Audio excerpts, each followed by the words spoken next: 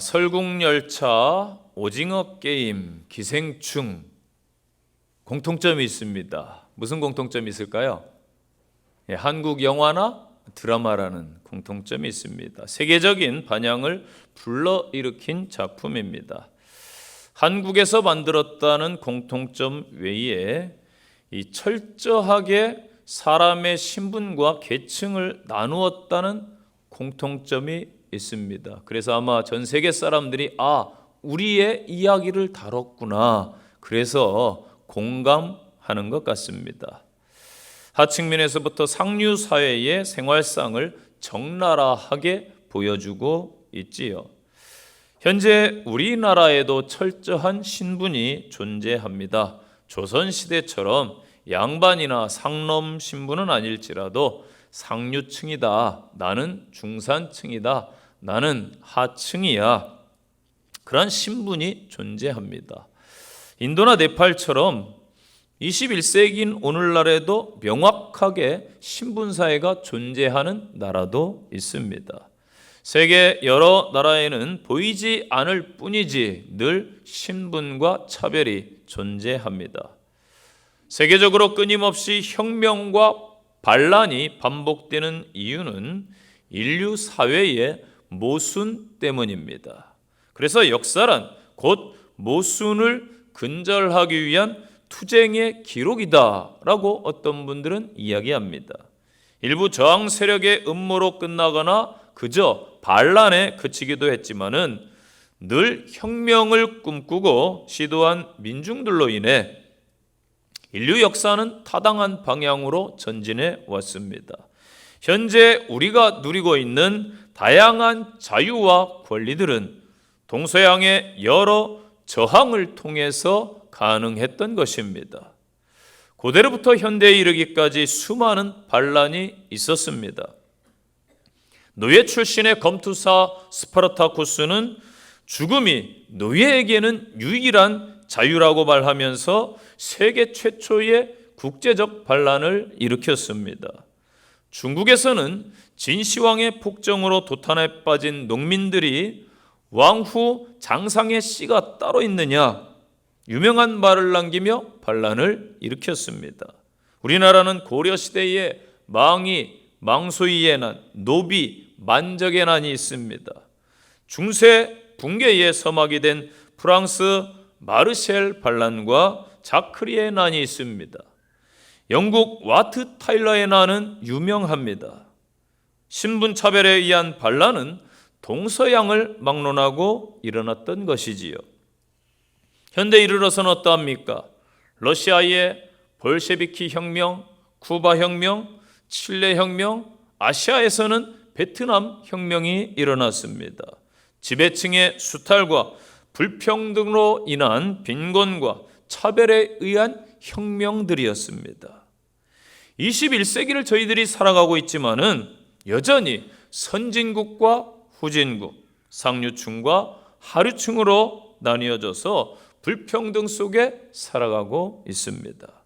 역사는 앞으로도 반복적으로 계속되어 혁명은 계속해서 일어날 것입니다. 모든 사람들은 좋든 싫든 이 신분의 굴레에서 벗어날 수가 없습니다. 신분 상승을 위해서 열심히 일하기도 하고, 부모들은 자녀에게 열심히 공부해야 뒤처지지 않는다라고 하고, 권력에 때론 다가서기도 합니다. 신분이 모든 것을 규정하기 때문에 그렇게 노력하는 것이겠지요. 가난하고 무식하고 부모의 그늘이 없으면은 무시당하고 이 사회에서 보잘것없는 그림자 취급을 당하기도 합니다. 그래서 끊임없이 유물론 사관은 권력과 이 땅의 문화와 부를 추구하라고 합니다. 이 세속적인 것을 추구하고 따라가라고 합니다. 그래야 인정받고 누릴 수 있기 때문이겠지요. 그렇다면 이 세상과 반대되는 신본주의적 사관으로 사는 우리 성도들은 어떻게 해야 되겠습니까? 바로 어떠하든지 하나님의 방법을 따라가시기를 바랍니다. 아무리 세상에서 훌륭한 신분이라 할지라도 우리 주님의 눈에는 다 똑같습니다. 반면 세상에서 약하고 부족하고 지혜가 없고 멸시받는 신분이라 할지라도 하나님의 부르심을 받은 자는 존귀한 신분인 줄로 믿습니다. 오늘 본문을 통해 주시는 말씀입니다. 첫째 주시는 말씀은 예수님을 만나서 반드시 변화되라는 것입니다. 예수님을 만난 모든 인생은 반드시 변화되게 되어 있습니다. 어떠한 상태에 있었든지 무슨 일을 했든지 과거가 어떠했든지 전혀 문제가 되지 않습니다.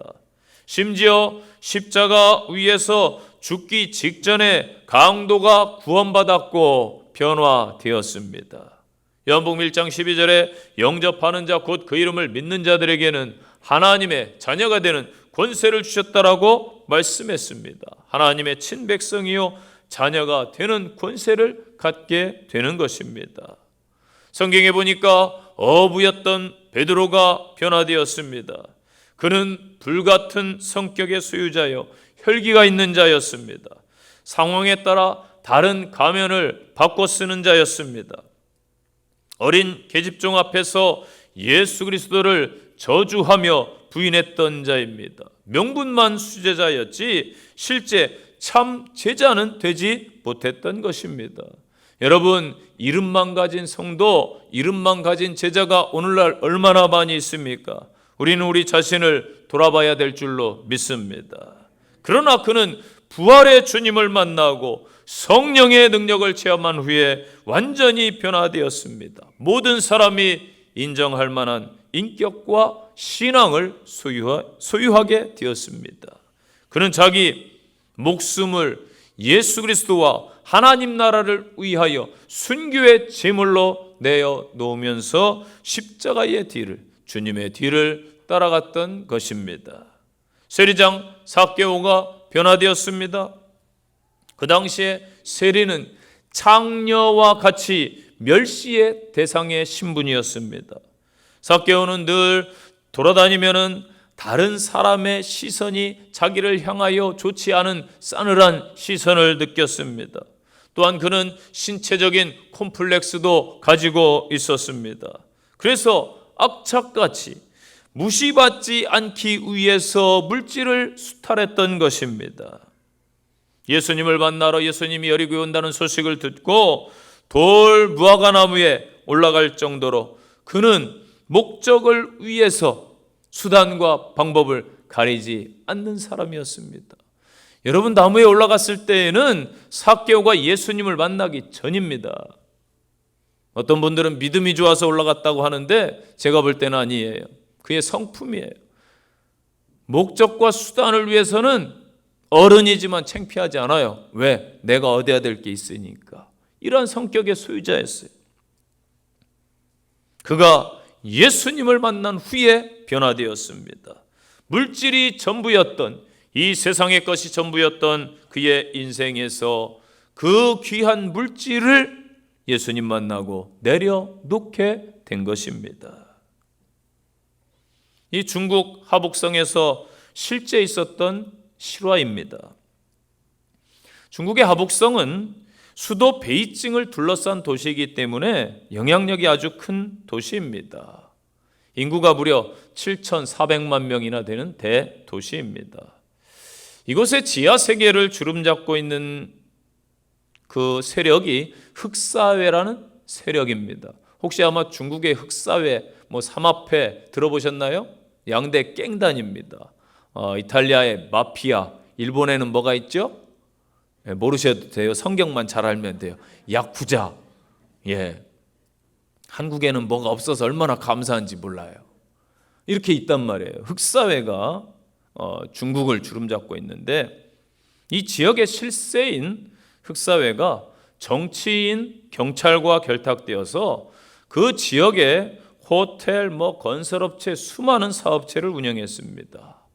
중국 공산당 인민해방군 제27군이 이곳에 주둔했는데 이 부대의 총사령관 천 웨이장이 친구와 운전병을 데리고 군복을 벗고 사복을 입고 평범한 사복을 입고 이 진법판이라는 호텔에 사우나를 하러 갔습니다. 그곳에서 목욕을 하던 중에 실수로 찻잔을 깨뜨렸어요.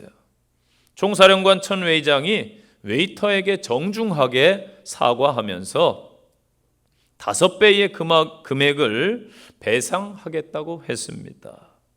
그런데 이 웨이터가 공포 분위기를 조성하면서 10배를 물어내라고 말했습니다.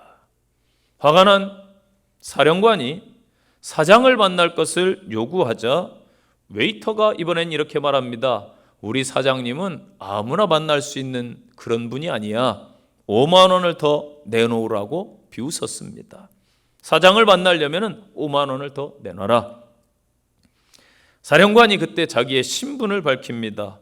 야, 나 이 구역의 총사령관이야. 웨이터가 이 말을 받아칩니다. 내가 총사령관이면 나는 시진핑이야. 도발을 했습니다.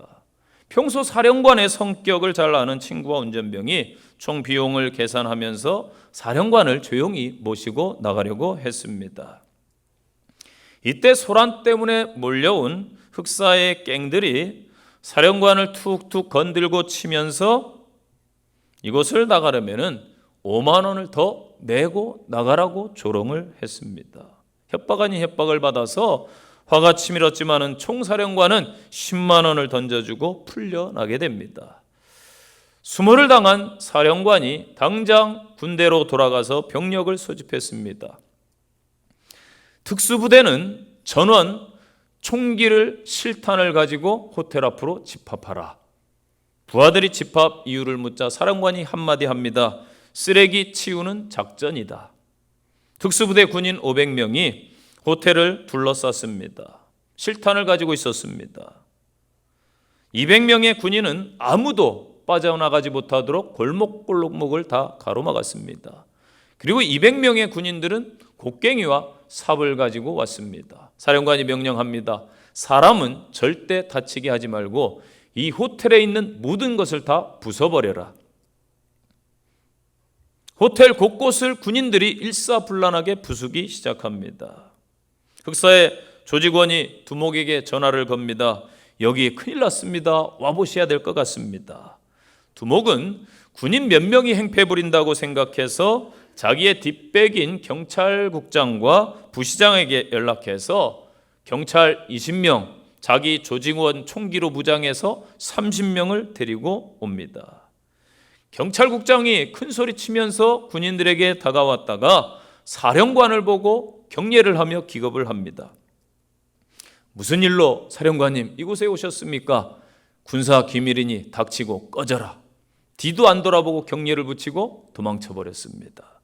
부시장이 이번에는 사령관에게 찾아와서 경례를 하고 쏜살같이 도망쳐버렸습니다. 6시간 동안 호텔을 다 부순 후에 흑사의 두목에게 경고를 합니다. 내 녀석이 중국 땅에서 발 붙일 수 없도록 내가 하겠다. 그리고 부하들을 데리고 가버렸습니다.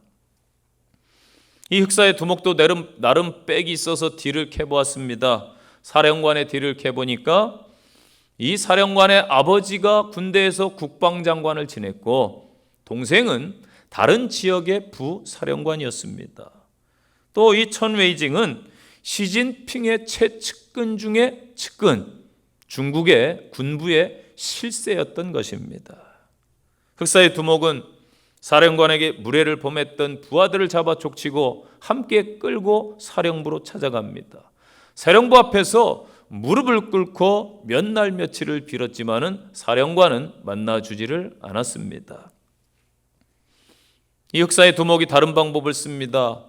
뇌물을 마련해서 부시장을 통해서 사령관에게 돈을 전달하려고 했습니다.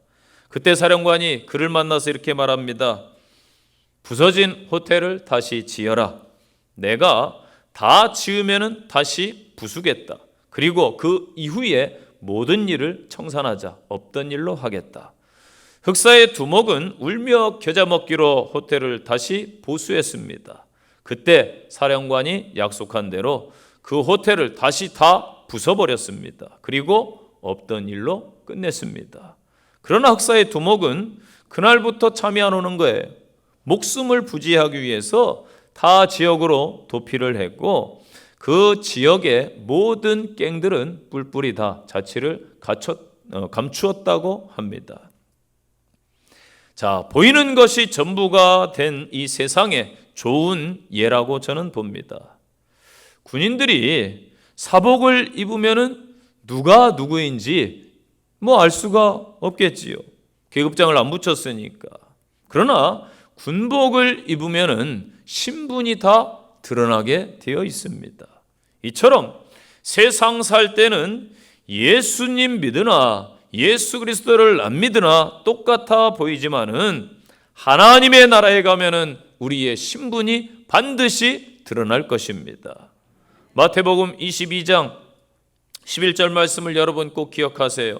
임금이 손님들을 보러 들어올 때 거기서 예복을 입지 않은 한 사람을 보고 이르되 친구여 어찌하여 예복을 입지 않고 여기 들어왔느냐 하니 그가 아무 말도 못하거늘 임금이 사환들에게 말하되 그 손발을 묶어 바깥 어두운 데 내던지라.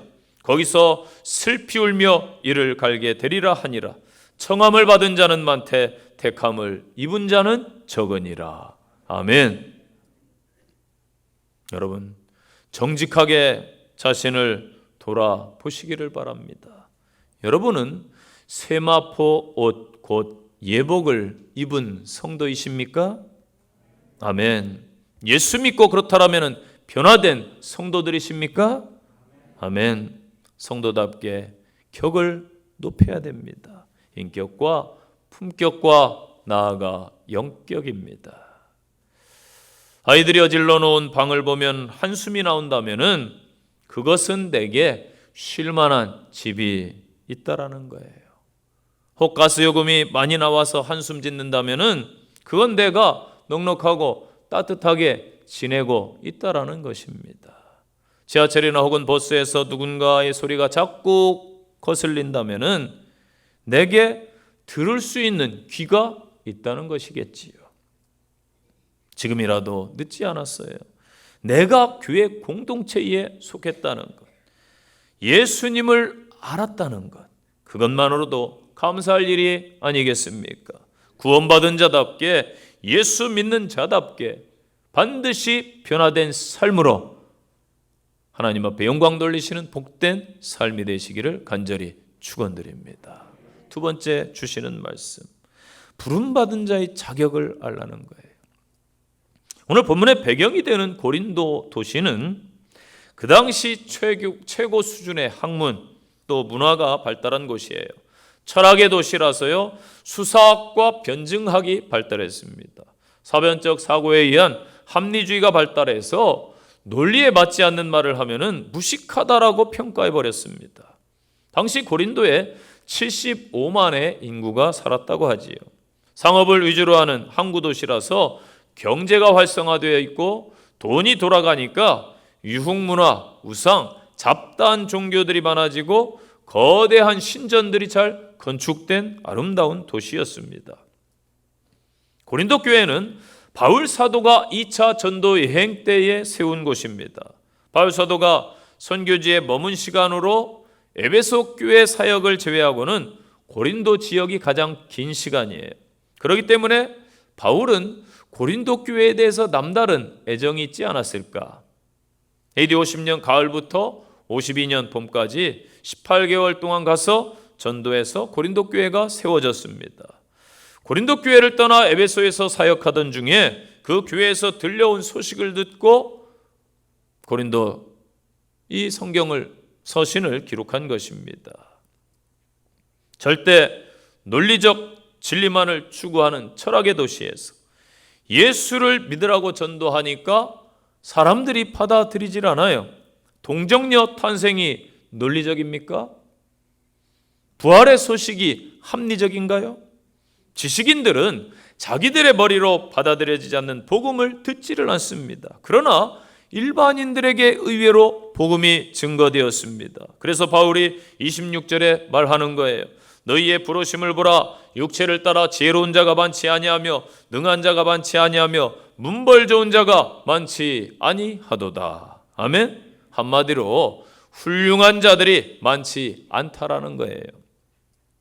이 세상은 어느 공동체든지 소수의 법칙이 적용됩니다. 제가 묻겠습니다. 여러분 학창시절 다 보내셨죠? 예. 학창시절에 공부 잘하는 아이들이 있습니다. 전교에서 1등이 몇 명인가요?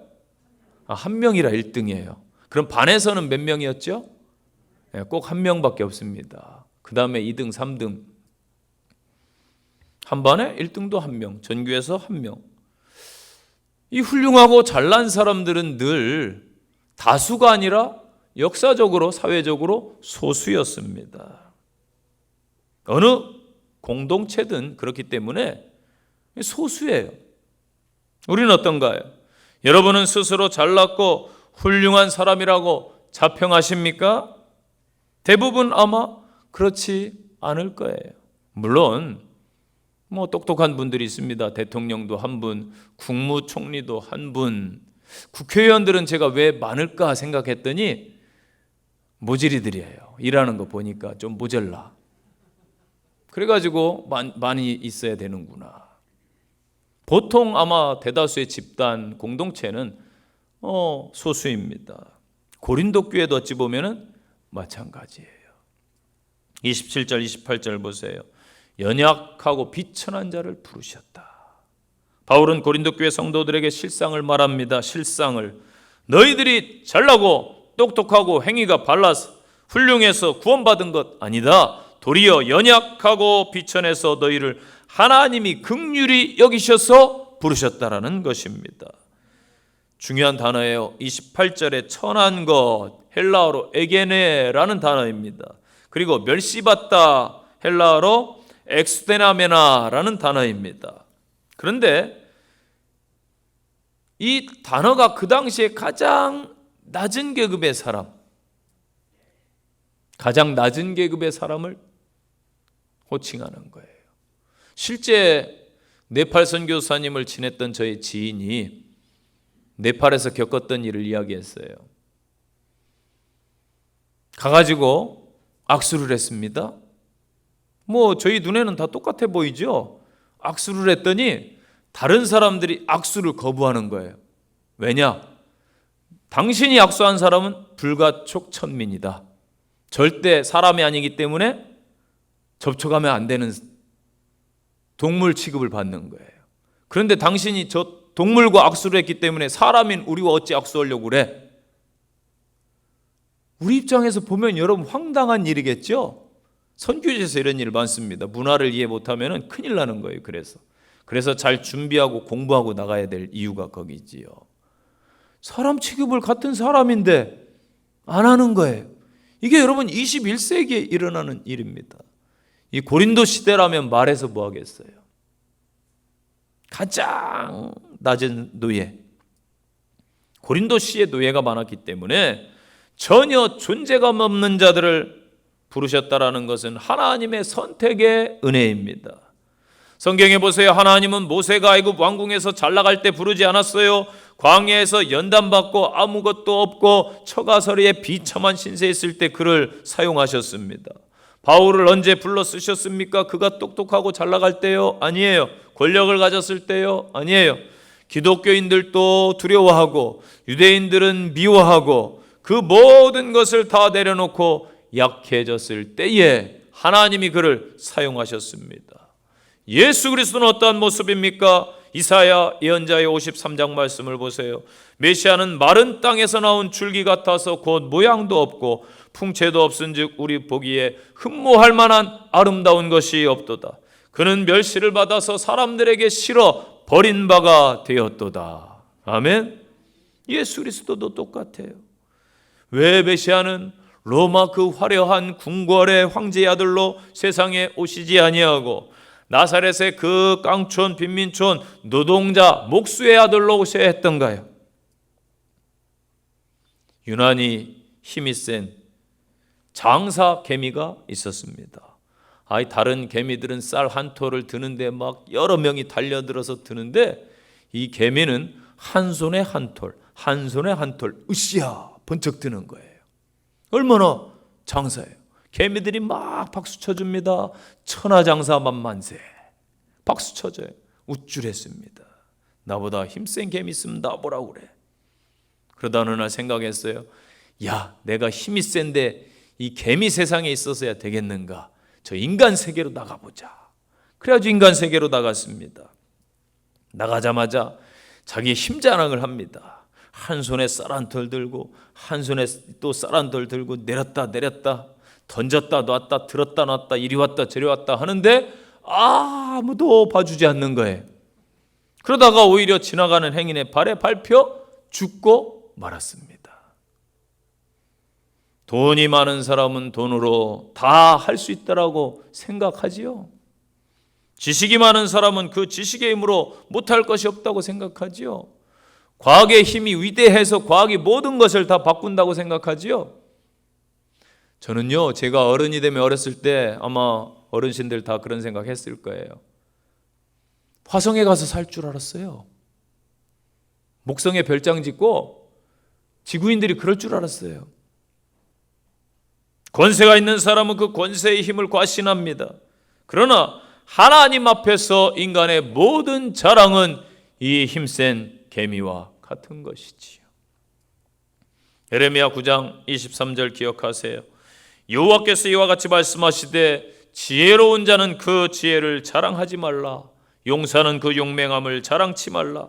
부자는 그 부함을 자랑하지 말라.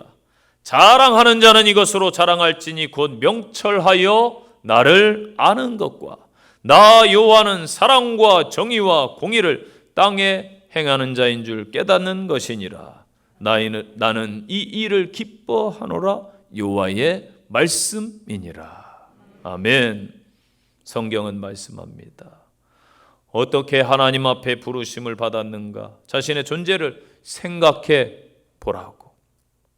전지전능하신 하나님 앞에서 인간의 지혜와 능력과 가문의 자랑은 부질없다라고. 특별히 하나님의 부르심에 있어서 세상 기준과 하나님의 가치 기준은 분명히 다르다고 선포합니다. 세상에서는 지혜로운 자들, 강한 자들, 귀하게 여기는 그런 자들을 우대합니다. 그러나 하나님의 부르심은 달라요. 오히려 미련한 자를 택하셔서 지혜로운 자를 부끄럽게 하십니다. 약한 자를 택하셔서 강한 자를 부끄럽게 하십니다. 천한 것 멸시받는 자들을 택하셔서 세상에 존경받는 자들을 폐하시기도 하십니다. 그 이유가 무엇일까요? 29절에서 이렇게 밝힙니다. 이는 아무 육체라도 하나님 앞에서 자랑하지 못하게 하려 함이니라. 아멘. 야고보서 4장 14절 보니까 너희 생명이 무엇이냐? 너희는 잠깐 보이다가 없어지는 안개와 같으니라 말씀했고, 베드로전서 1장 24절에서는 모든 육체는 풀과 같다. 그 모든 영광은 풀의 꽃과 같으니 풀은 마르고 꽃은 떨어진다라고 말씀했습니다.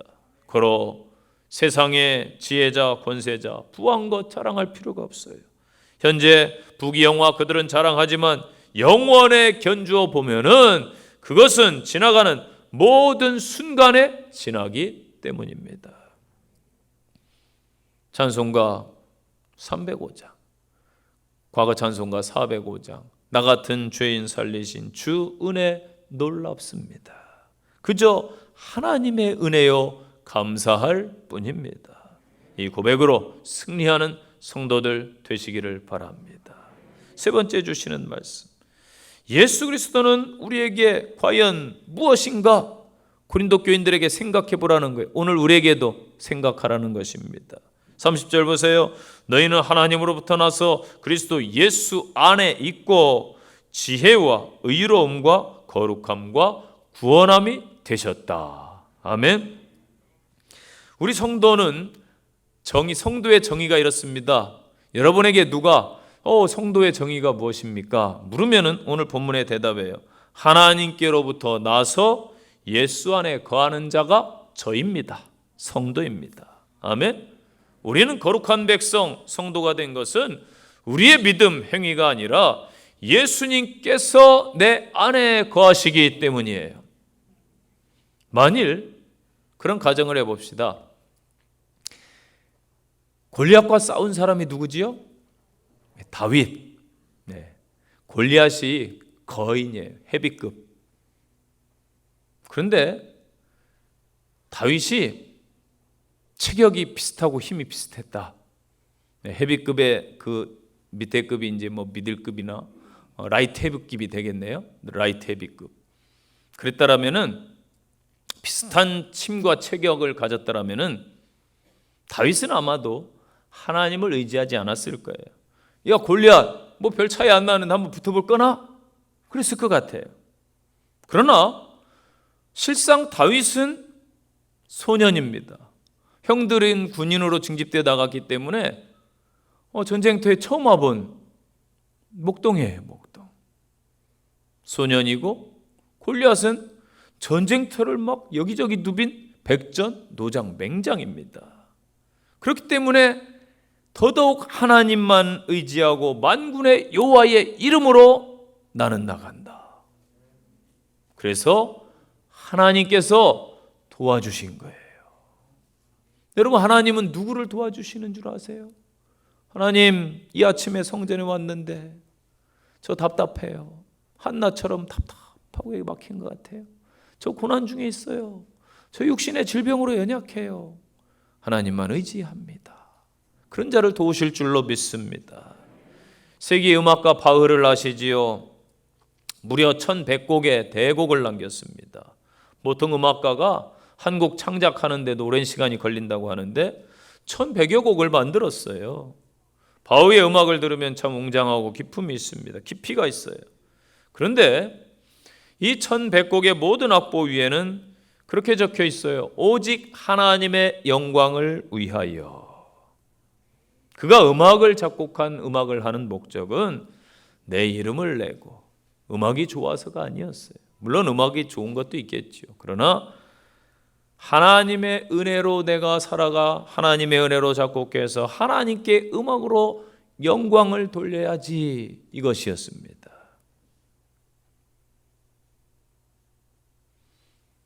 예수님은 우리에게 어떠한 존재입니까? 예수님은 우리에게 지혜가 됩니다. 인간은 예수 그리스도께 복종할 때만 인생의 바른 길을 걸을 수 있어요. 예수님을 통해서만 진리의 음성을 들을 수 있어요. 세상에 이 땅에 제자들이 참 많습니다. 그런데 여러분 묻겠습니다. 참 지혜가 뭐라고 생각하세요? 참 지혜는 인간의 가장 필요를 주는 게 지혜입니다. 인간에게 가장 필요한 게 뭐예요? 구원입니다. 구원. 예수님만이 유일한 구원자이시기 때문에 참 지혜자입니다. 예수님은 우리에게 의로움이 됩니다. 바울이 의라는 말을 표현했을 때에는 그것은 항상 하나님과의 올바른 관계를 의미했어요. 여러분 당연히 의인답게 살아야 되고 질서를 지켜야 되고 의롭게 행해야 됩니다. 그런데 내가 이거 바로 지켜야지 해도 못 지키는 게 인간이에요. 하나님과 관계가 올바로 되면은 십계명을 지킬 수가 있어요. 하나님을 두려워하는데 어떻게 죄를 범해요? 하나님과의 관계가 바르면 하나님을 의식하기, 제가 저번 설교에 말씀드렸죠? 하나님 보고 계시기 때문에 잘하는 거예요. 고속도로 운전 막 하다가도 경찰차 보이면 속도를 저도 모르게 줄이더라고요. 110km 위반도 안 했는데 줄여. 앞차도 줄여, 뒷차도 줄여. 신기해요. 그게 사람이더라고요. 100km밖에 안 되는데 제가 왜 줄였지? 내가 왜 줄였지? 이러고 웃어요, 제가.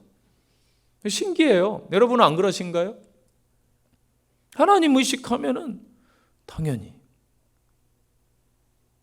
찬송가 가사처럼 나의 의는 이것뿐 예수의 피밖에 없네. 도저히 불가능한 이 일을 예수님께서 이루어 주신 것입니다. 또한 예수님은 우리의 거룩함이 됩니다. 우리가 아무리 깨끗하게 살고 잘 살아도요, 죄를 지을 수밖에 없어요. 제가 옛날에 젊을 때 페인트를 칠하고 다녔다고 말씀드린 적이 있죠. 제가 폼생폼사에 살았던 사람입니다. 허세도 있었어요. 허세도 좀 있었어요. 그렇게 생겼잖아요, 보면은. 그래가지고 신학교 때 저 아는 동기들이나 후배들은 딱 그렇게 말합니다. 검정 와샤스 입고 다니던 그 양반. 예, 항상 깔끔하게 바지도 데려 입어야 되고 대림질 안 하면 안 입었어요. 그걸 또 제 아들이 닮아가더라고요. 깔끔하게. 그래가지고 알바를 갔는데 페인트 칠하는데 그냥 저는 평범한 옷을 입고 갔는데 그 사람들이 보기엔 이게 노동자의 옷이야? 그 소리를 들었어요. 그러거나 말거나 내 인생 내가 사는 건데, 그때는 그랬습니다. 하나님 없이 살 때니까 내 인생 내가 사는 거잖아요. 내가 주인 되어가지고 내 멋에 사니까 막 페인트 칠하고 다녔어요. 그런데 금방 이게 붙더라고요. 금목자학이라고. 나는 정말 페인트 안 묻히려고 그랬어요. 버릴 옷은 아니었지만 그래도 평범한 옷 입고 갔는데 그 다음부터 이제 깨달았어요. 어른들 말이 다 맞구나. 먼저 일한 사람들 말이 맞구나. 그래가지고 이제 체육복이나 버릴 만한 옷을 골라 입고 가는 거예요. 왜? 어차피 버리더라고요. 나는 버리기 싫은데 그게 그렇더라고요. 여러분 어떻습니까? 당연히 우리는 깨끗하게 살려고 노력하죠. 성도답게 살려고 여러분 왜 노력 안 합니까? 치열하잖아요. 한 주간 여러분 세상 속에서 얼마나 치열하게 사셨어요. 어떤 분들은 저한테 그러더라고요. 저는 목회 쭉 하면서 이 짠돌이라는 소리를 많이 들었어요. 짠돌이. 안 그럴 것 같죠? 저는요 불 다 끄고 다닙니다. 주일날은 켜라고 그래요. 대신 주일날은 켜라. 하나님의 성전이 환해야 되지. 어두운 마음으로 왔을지라도 밝은 빛 가운데 주일날은 막 다 켜라고 그럽니다. 예배 끝나면 제가 다 끄고 다녀요. 아껴야 되니까. 성도들의 귀한 헌금 아닙니까? 이 물질이. 아끼라고 그래요. 청년들 수련회, 학생회 수련회 갔을 때 제가 아껴 써라. 대신 먹을 건 맘대로 먹어라. 모순이죠? 네, 잘 알아들어야 돼요. 사역자들이.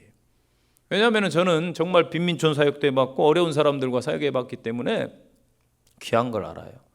제가 화물차 운전부터 여러 가지 일들을 많이 해봤기 때문에 사회생활 전혀 없이 목회하는 사람이 아니기 때문에 그래요. 성도들의 귀한 헌금, 저도 피눈물 같은 돈을 벌어봤기 때문에 귀한 것 아닙니까? 이 치열하게 살기 때문에 우리는 때론 죄 지을 수밖에 없더라고요. 합리적으로 살게 되고요, 적당히 타협하고. 그렇지 않습니까? 이런 죄인을 예수 그리스도의 십자가 피로 구속하셨고 정결케 해 주셨습니다. 내가 거룩하니 너희도 거룩하라고 말씀하셨어요. 거룩한 성도로 승리하시기 바랍니다. 예수님만이 구원자가 됩니다. 구원. 예수님은 우리를 죄의 저주로부터 구원하시고 이 사망, 영원한 지옥 형벌로부터 구원하셨습니다. 믿습니까? 우리의 영과 육체까지 다 구원해 주시는 구주가 되셨어요. 믿습니까? 이 세상에 구원자 오직 예수님밖에 없어요. 종교 다원주의 시대에 여러분 말도 안 되는 소리 하지 말라고 그러세요. 성경 말씀이 진리입니다. 아마 여러분들이 소중하게 여기시는 중요한 것들이 있을 것입니다. 그러나 그 모든 것들은 시간이 지나면 형적도 없이 사라질 것들입니다. 오직 예수 그리스도만 우리에게 힘이요 능력이요 모든 것이 될 것입니다. 그 예수 이름만 끝까지 붙잡는 지혜로운 믿음의 성도들 되시기를 간절히 축원드립니다. 결론의 말씀입니다. 이 세상에 정말 사람들이 많습니다. 그러나 그들이 모두 하나님의 사람은 아닙니다. 문제는 스스로 하나님을 떠난 사람들이 스스로 하나님께 돌아올 수 없다는 거예요. 하나님이 부르셔야 돌아올 수가 있습니다. 하나님은 택한 자를 부르십니다.